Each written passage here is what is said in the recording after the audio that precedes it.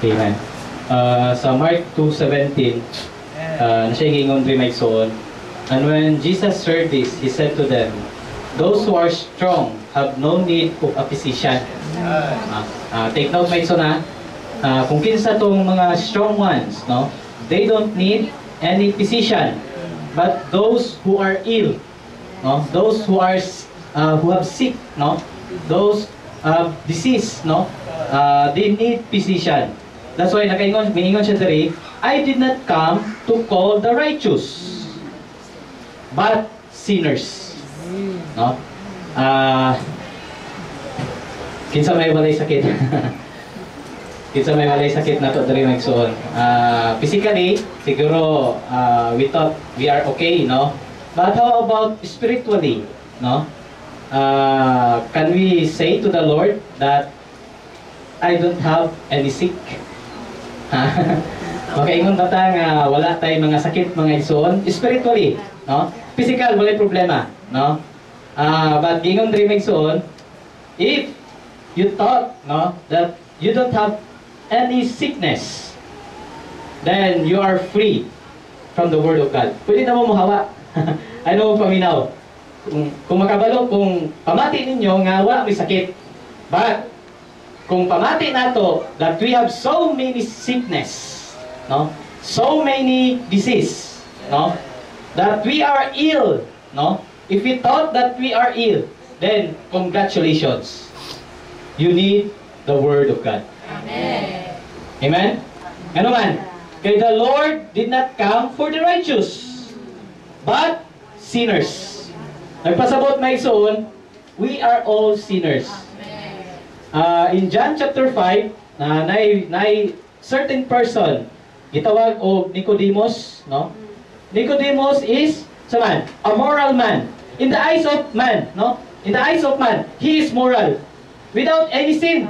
Pananaw sa Ginoo sa mga tao. In the eyes of man, he has no sin. He is so good. He is a good person. But in the eyes of God, no?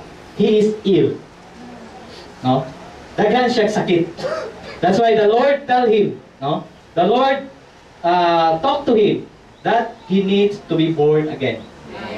Nagkinahanglan nga ma-regenerate siya.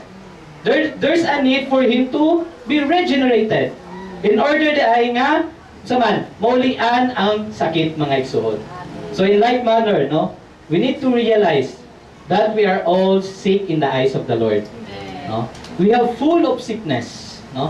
We have full of illness, no? We don't have. That's why we need to come to the. Once we come to the Lord, no, Lord, I need you as my physician. Lord, I need your healing.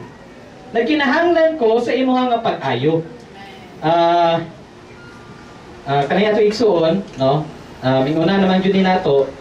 But actually, no, it has been arranged by the Lord. Nga, no? Kay ang ato din kinabuhi mga igsoon already been numbered. Si Moses sa Psalms 90:10, no? Ana siya diri, the days of our years are 70 years.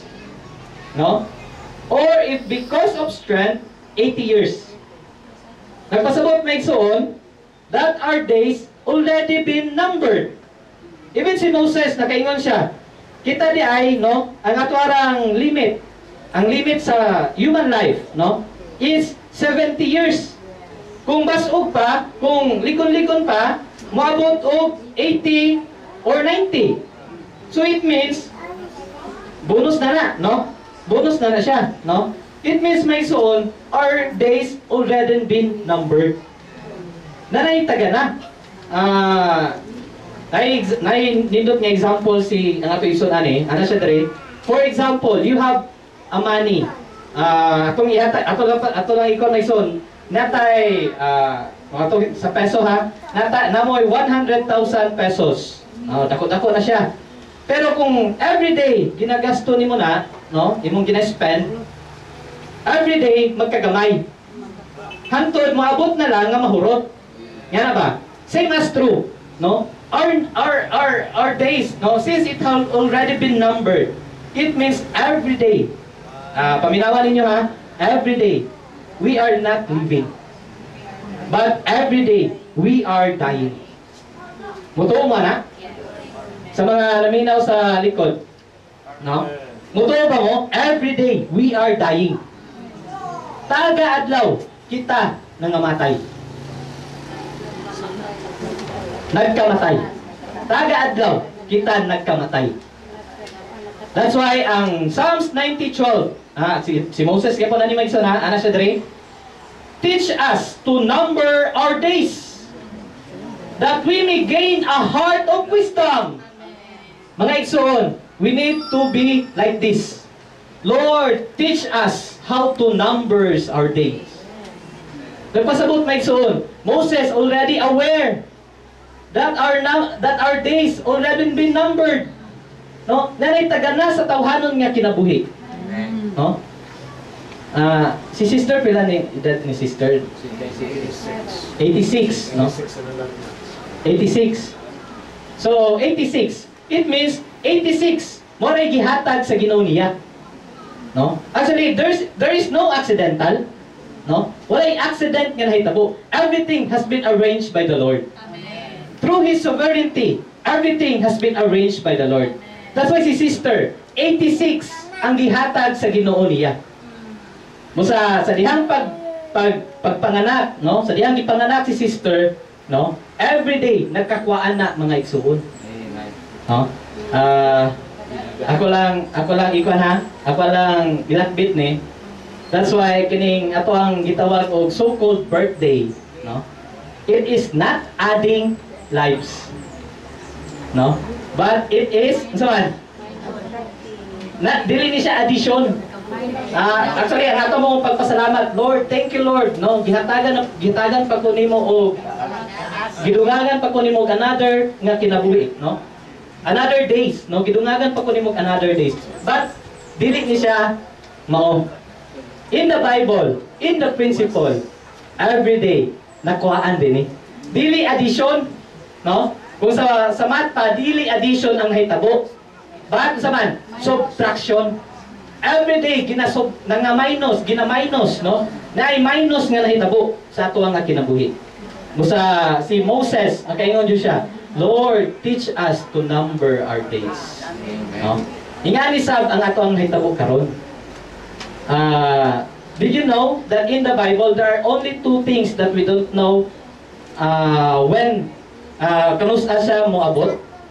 Una nga wala na to, dili na to mahibaw-an kanusa moabot. First, the coming of our Lord Jesus. His second coming, wala ta kabalog kanusa siya moabot. Kita may nakabalog kanusa moabot ang Ginoo, exact year and exact day. Di ba wala? Even the angels, no? Even the angels, no, did not know when the Lord comes. Dahil ikaduha may son, unsay ikaduha nga wala dili na to may bawaan nga moabot, or death. Ang atong kamatayon. Kung makabalo pa ta nga moabot ang atong kamatayon, mag-prepare na ta oy. Di ba? Sa physical realm, no, sa physical realm na gitawag og so-called insurance, no? Si sister na insured ni sa St. Peter, no? Kung ako na sayo, no? Wala, no? So, but sa physical realm, no, natay gitawag insurance. Kay para inig maabot ang kamatayon, ang nabilin, no, ma-insured, no, nadyo'y madawat. Pero mangutana ko ninyo mga igsoon, mga higala, no? In spiritual realm, no, in spiritual, sa to spirituhanon nga paghisgot, are we already insured? Insured na ba ta? No? Just by saying, "Oh Lord Jesus," then automatically, no, our spirit has been deadened, will be alive again. Amen. No, through our calling on the name of the Lord with a believing heart, automatically our illness, no, will be healed. Amen. That's why, brothers and sisters, we encourage you day by day. We need to call on the name of the Lord. Amen. Dili jud unta mo labay ang adlaw mga igsoon nga dili ta makatawag sa ngalan sa Ginoo. Amen. Kaya napay isa diri mga igsoon. Keep enjoying the word of God. Amen. Mga igsoon, muduol jud ta sa pulong sa Ginoo. Kano man, kay ang pulong day sa Ginoo mao day ang makapaayo, no? The word of God can heal us. the Word of God, no, can save us. And even the Word of God can make us alive again. Amen? Thank the Lord. Amen. So salamat, no, nining panahon, no, even though ang mga tagbalay, they are in, sa kwan pa, nasa pakasusubong nga kahimtang, no, but then again, all things work together for good. No? Tanang butang, gipahaluna sa Ginoo, tanang butang, no, masin katabang alang kanato. Niamang ta sa makasusubong nga kahimtang, but we have God. No, we have God who is the God of comfort. The word of God can comfort us. The Word of God can strengthen us. So sa mga kaigagawa, no, sa mga parinte, no, nga makaingon ta nga urag sure na makahata, no, nga we already been healed. Just believe. Amen.